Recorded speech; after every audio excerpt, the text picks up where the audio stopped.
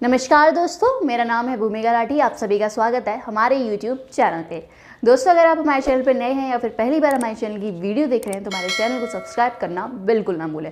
साथ ही साथ bell icon ज़रूर प्रेस कर लें ताकि कोई भी नई अपडेट है, कोई भी नई वीडियो है, वो सबसे पहले आप तक पहुँचे। चलिए फिर शुरू करते हैं आज की इस वीडियो। आज की इस वीडियो में हम आपको तरह तरह के फैक्ट्स बताने वाले हैं, इंटरेस्टिंग फैक्ट्स बताने वाले हैं। वीडियो मज़ेदार होने वाली है, तो वीडियो को लाइक करना बिल्कुल ना भूलें और कमेंट ज़रूर करें और साथ ही साथ अपने दोस्तों के साथ ज़रूर शेयर करें। चलिए फिर बढ़ते हैं अपनी इस वीडियो में। सुपरमैन का नाम सुनते ही हवा में उड़ते हुए एक सुपर हीरो की इमेज हमारे माइंड में बन जाती है। पर आपको जानकर आश्चर्य होगा कि जब 1938 में इस कैरेक्टर को क्रिएट किया गया था तो उसके पास उड़ने की शक्ति नहीं थी।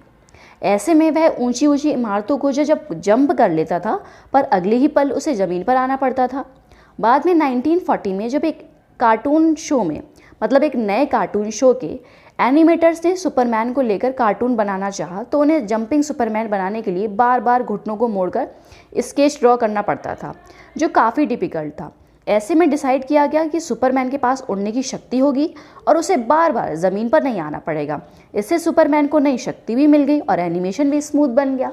फ़ोटो क्लिक करवाते समय आपने देखा होगा पिक्चर वाला बोलता है से चीज़ कहने का प्रचलन है ताकि जो हमारी फ़ोटो है वो काफ़ी स्माइलिंग आ सके। हम बोलते हैं से चीज़, तो हम बहुत स्माइलिंग फेस लगे। लेकिन आपको जानकर आश्चर्य होगा कि कुछ 100 साल पहले विक्टोरियन एरा में फ़ोटो खींचते समय से प्रूंस कहते थे ताकि फ़ोटो में उसके चेहरे पर गंभीरता दिखे। दरअसल उस समय अधिक हंसना गरीबों और शराब पीने वालों से जोड़कर देखा जाता था। शायद यही कारण है कि जब हम पुराने समय के राजा महाराजाओं की पोर्ट्रेट देखते हैं तो हमें कहीं स्माइलिंग फेस देखने को तो मिलता ही नहीं है। मॉडर्न फिजिक्स की मदर कही जाने वाली महान वैज्ञानिक मैडम क्यूरी का नाम तो आपने ज़रूर सुना होगा। उन्हें उनके पास रेडियो एक्टिव पदार्थों पर किए गए शोध और पोलोनियम तथा रेडियम की खोज के लिए जाना जाता है। लेकिन शायद आप ये नहीं जानते होंगे कि रेडियो एक्टिव एलिमेंट्स में उनकी रुचि ही उनके मरने का कारण बनी। एक्सपोजर टू रेडियो एक्टिविटी की वजह से उन्हें अप्लास्टिक अनीमिया नामक बीमारी हो गई जिनसे उनकी जान ले ली। यहाँ तक कि रेडिएशन ने उनके कपड़ों, फर्नीचर और किताबों को भी नुकसान पहुँचाया और उनके मरने के 100 साल बाद भी उनकी चीज़ें रेडियो एक्टिव हैं और उन्हें लेड बॉक्स में रखा गया है और अगले 1500 सालों तक उन्हें ऐसे ही रखा जाएगा। आईफोन का नाम सुनते ही दिमाग में एप्पल कंपनी का एक शानदार प्रोडक्ट की इमेज आपके सामने आ रही होगी। लेकिन आपको जानकर हैरानी होगी कि पहली मोबाइल डिवाइस जिसे आईफोन नाम दिया गया था वो एप्पल ने नहीं बल्कि सिस्को कंपनी ने बनाई थी। उसका काम बिना कंप्यूटर प्रयोग किए स्काइप की वॉइस फंक्शनैलिटी को यूज़ करना था। इस डिवाइस के आने के 22 दिन बाद एप्पल ने अपने आईफोन की घोषणा की थी, जिस पर सिस्को ने कोर्ट केस भी किया था। पर आउट ऑफ कोर्ट सेटलमेंट ने दोनों कंपनियों को इसका नाम यूज़ करने के लिए राज़ी हो गए थे। कई बार जब आपने अपने पेरेंट्स से पैसे मांगे होंगे तो आपके पेरेंट्स ने कहा होगा कि हाँ, पेड़ नहीं लगा है पैसों का, या फिर पैसे पेड़ से गिर रहे हैं, या फिर पैसों की बारिश हो रही है।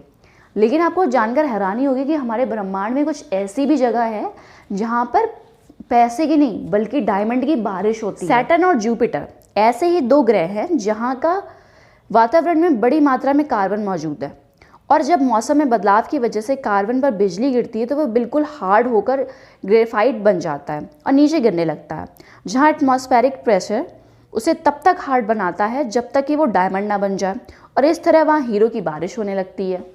26 अक्टूबर 2001 के दिन अमेरिका के मैथ्यू मैकनाइट किसी एक्सीडेंट साइट पर लोगों की मदद कर रहे थे कि तभी 112 किलोमीटर पर आवर की रफ्तार से आ रही एक कार ने उन्हें टक्कर मार दी और वे 118 फीट दूर जाकर गिरे, जो कि अब तक की किसी भी कार एक्सीडेंट में सबसे दूर तक फेंके जाने वाले का वर्ल्ड रिकॉर्ड है।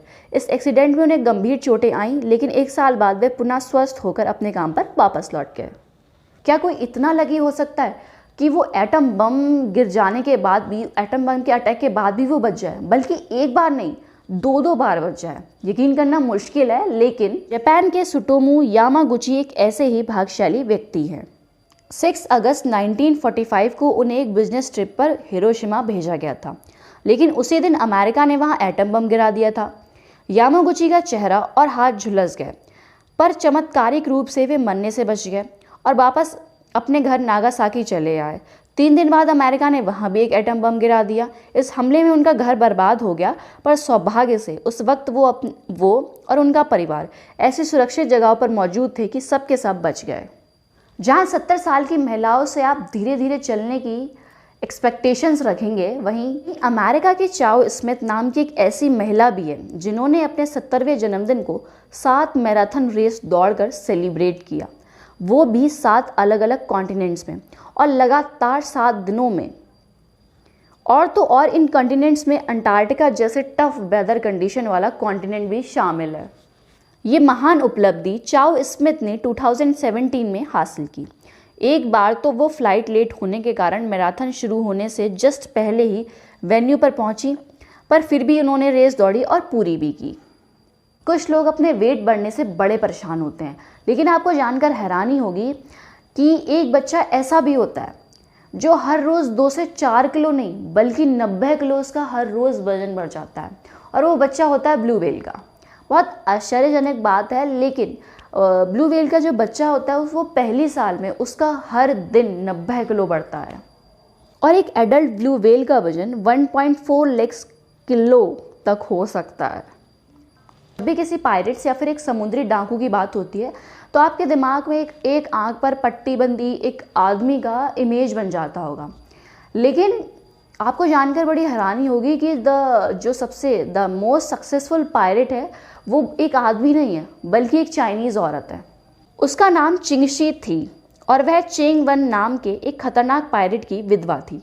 माना जाता है कि एक समय 1800 समुद्री डाकू जहाज़ों पर उसकी हुकूमत चलती थी और उसके अंदर 80,000 आदमी काम करते थे। अगर आपसे पूछा जाए कि दुनिया में सबसे ज़्यादा बिकने वाली किताब कौन सी होगी, तो आप कहेंगे कि कुरान, बाइबल, गीता या फिर हैरी पॉटर के बारे में सोचेंगे। लेकिन आपको जानकर हैरानी होगी, फर्नीचर और होम एक्सेसरीज़ बेचने वाली आइका स्टोर का कैटलॉग दुनिया में सबसे अधिक प्रिंट होने वाली बुक का रिकॉर्ड रखता है। लगभग 2 दर्जन भाषाओं में इसकी हर साल 20 करोड़ प्रतियां छपती हैं।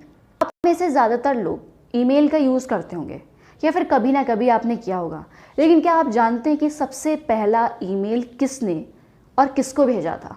बिजनेस इनसाइडर के मुताबिक ईमेल इन्वेंट करने का श्रेय रे टॉमलिंसन को जाता है और उन्होंने 1971 में सबसे पहला ईमेल खुद को ही भेजा था।